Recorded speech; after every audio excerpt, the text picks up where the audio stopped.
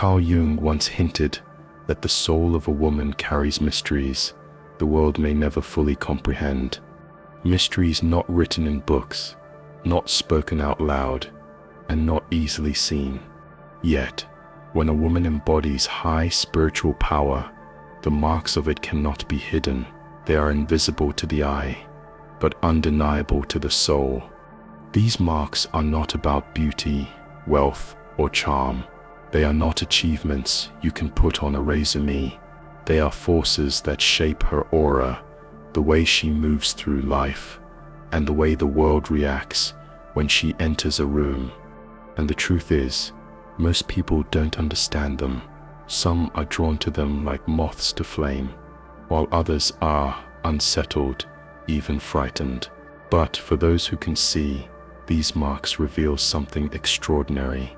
Today we'll explore 5 unseen marks of women with high spiritual power, guided by the psychology of Carl Jung.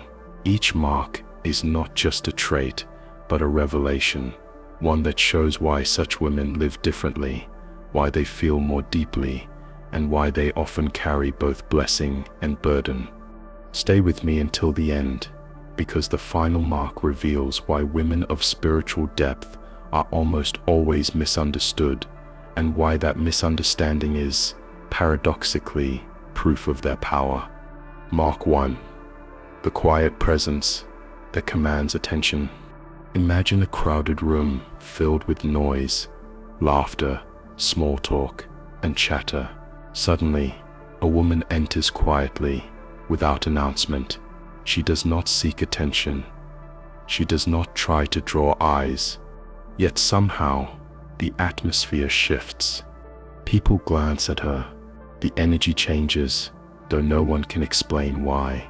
This is the first unseen mark, the aura of quiet presence. Carl Jung spoke of what he called the manner personality, the individual who carries within them a mysterious, almost magical energy that makes others feel they are in the presence of something greater than ordinary. It is not about appearance. It is not about behavior.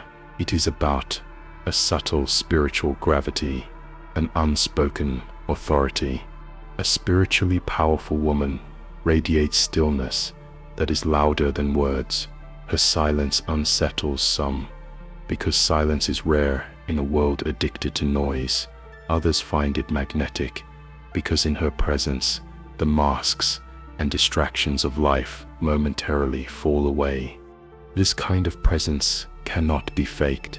It cannot be rehearsed. It is not charm, which is external and performative. It is the residue of inner battles won in solitude, of nights spent wrestling with shadows, of strength gathered not from applause, but from surviving storms no one else saw. People cannot always describe why they are drawn to her, but they feel it. They sense she carries something ancient, something timeless. That is the first unseen mark. But Jung would say presence alone is not enough. Something deeper shapes it, something born from suffering. Mark 2. The wound that becomes wisdom. Every woman with high spiritual power carries a wound, not a small wound, not the ordinary frustrations of life, but a wound so deep it forced her into a dialogue with her own soul. It might be the loss of love, the betrayal of trust, a childhood marked by pain, or the loneliness of never being understood. Carl Jung called this the wounded healer archetype. He observed that those who have suffered deeply often develop the capacity to guide, heal, or inspire others, not because they read about suffering in books, but because they lived it. For a spiritually powerful woman, the wound becomes the seed of her wisdom. It is not erased, but transformed. While others spend their lives hiding scars, she integrates hers. Her scars become her shield, her reminder of what she has overcome. And because of this, when she looks into someone else's pain, she does not flinch, she does not judge, she does not offer shallow comfort. Her eyes alone communicate. I have been there, and I survived. This is why people trust her, why they confide in her, why they feel safe, even in their brokenness, around her. She doesn't speak from theory. She speaks from fire. The wound became wisdom. The pain became power. And this is why her presence has weight. But there is another mark, one that explains why she can see what others miss. Mark 3, the intuition that sees beyond masks. Carl Jung spent his life exploring the unconscious, that vast ocean beneath the surface of human behavior, where motives, fears, and truths are hidden. A spiritually powerful woman is deeply connected to this realm. Her intuition is not just a feeling, it is vision, perception sharpened by silence, by suffering, by sensitivity. She sees beyond appearances. She notices the trembling hand hidden behind the confident smile. She catches the flicker in the eyes that betrays a lie. She hears what is not spoken in conversations, sensing the tension between words. This intuition can feel unsettling to others. People sense she sees them more clearly than they see themselves. Masks crumble around her. Secrets feel heavier. Pretenses collapse. Some are drawn to her because of this, longing for truth. Others retreat, terrified of what she might reveal. But her intuition is not used to wound. It is not a weapon.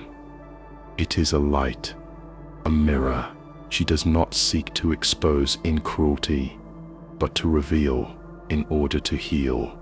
Jung once wrote, "The meeting of two personalities is like the contact of two chemical substances. If there is any reaction, both are transformed." When you meet a woman with such intuition, you cannot leave unchanged. Whether you welcome it or resist it, you will feel transformed. But this gift of vision comes with a price, the need for solitude. Mark 4, the relationship with solitude.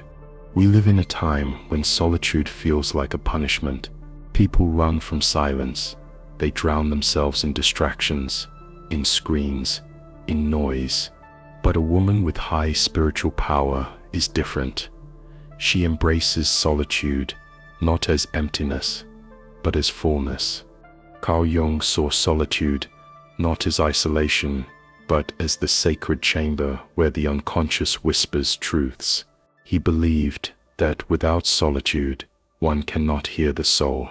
For this woman, solitude is not something to fear. It is something to seek. It is her temple, her sanctuary, her forge. In solitude, she listens. In solitude, she heals. In solitude, she gathers strength. Picture her sitting alone in a cafe, not scrolling through her phone to escape discomfort, but staring thoughtfully into space, comfortable in her own company. That stillness is not loneliness. It is the sign of someone who has befriended herself. But this relationship with solitude often makes her misunderstood. People assume she is lonely, strange, or unapproachable. They project their own fear of silence onto her. They cannot understand that her solitude is not a prison. It is a source of power. And yet, to embrace solitude means she has also embraced something most people avoid at all costs: the confrontation with darkness. Mark 5, the courage to face darkness. Carl Jung said, "One does not become enlightened by imagining figures of light, but by making the darkness conscious." A spiritually powerful woman has walked through her own shadows. She has faced the inner demons most people deny, repress, or bury. She has confronted fear, rage, despair, and chaos within herself. This confrontation is not glamorous. It is terrifying to look at your own darkness and not run. That is the rarest form of courage. But she has done it again and again. And because of this, she does not fear the darkness in others. When others are drowning in shame, she remains steady. When others are overwhelmed by grief, she does not collapse. She can sit with pain without needing to escape it. Her strength is not the denial of darkness, but the integration of it. She does not pretend to be pure, innocent, or untouchable. She knows that wholeness requires shadow. Light without shadow is illusion. True power is the ability to carry both. This is why she is resilient in ways that seem almost supernatural. Storms that would destroy others become her teachers. Chaos does not break her, it refines her. But here lies the final mark, the most painful of all, the revelation of the 5 marks. So what do these unseen marks reveal? They reveal that true power is not loud, not boastful, not obvious. It is quiet presence. It is wisdom born of wounds. It is intuition sharpened by silence. It is love of solitude. It is courage to face darkness and the willingness to be misunderstood. If you recognize these in yourself, know this: they are not accidents. They are initiations, signs that you were chosen not for an easy path, but for a deeper one. And if you recognize them in another woman, honor her, because women of high spiritual power are rare. They are both fragile and unbreakable, both gentle and fierce, both human and more than human. Carl Jung wrote, "The privilege of a lifetime is to become who you truly are."